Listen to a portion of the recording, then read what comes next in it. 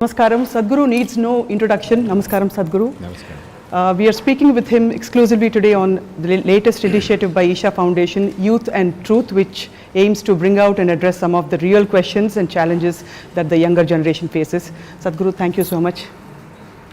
Sadhguru, I will start with something that you say in a lot of contexts, which is the highest possibility.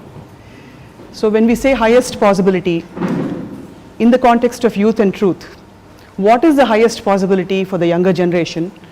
Is it a definite arrival point? Is it a process? And how does one come in connection with it? So we should stop addressing youth like they're a separate species. They are not a separate species.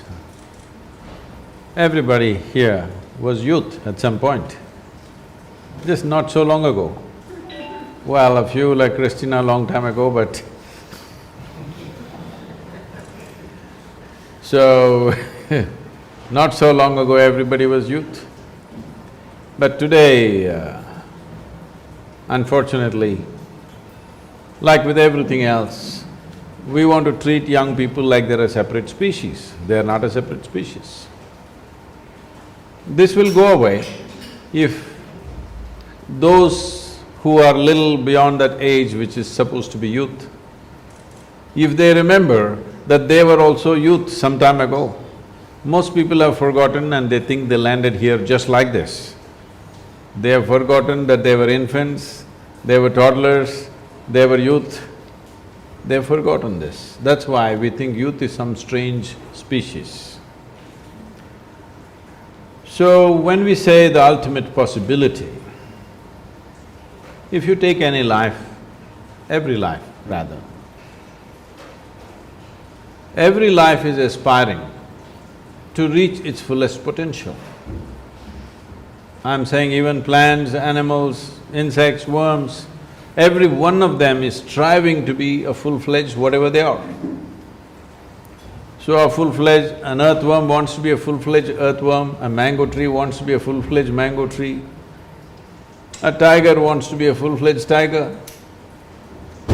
But the problem that human beings are facing, which also is the nature of your question, is we know what is a full-fledged earthworm, we know what is a full-fledged mango tree, we know what is a full-fledged tiger, but we don't know what is a full-fledged human being. This is because with all other creatures, nature has drawn two lines. Within those two lines, they live and die. But when it comes to human beings, there is only bottom line, there is no top line. Because there is no top line, whatever you become, you know that's not the end. There seems to be something more. Doesn't matter what you make yourself, but still there seems to be something more. This is why in this culture, we did not address the possibility as what you can do and cannot do. We address the possibility as how free you are. We address the possibility as freedom, as liberation, as mukti and moksha. We did not address the possibility in terms of doing. You can see this culturally, this is the only thing we have valued. Because in terms of action, in terms of intelligence, in terms of what human beings can do, it is a sacrilege to put a limit on it. But the important thing is, the ultimate possibility is in terms of freedom. So this freedom needs to be addressed because most people's idea of freedom is, when they succumb to their compulsions and do what they have to do, they think they are free. Now somebody wants to smoke, somebody wants to drink, somebody wants to do something else, they think it's their freedom. But actually it's a compulsion. A compulsion cannot be freedom. When you misunderstand a compulsion as a freedom, well, it is like you have a kitchen, we are in a restaurant.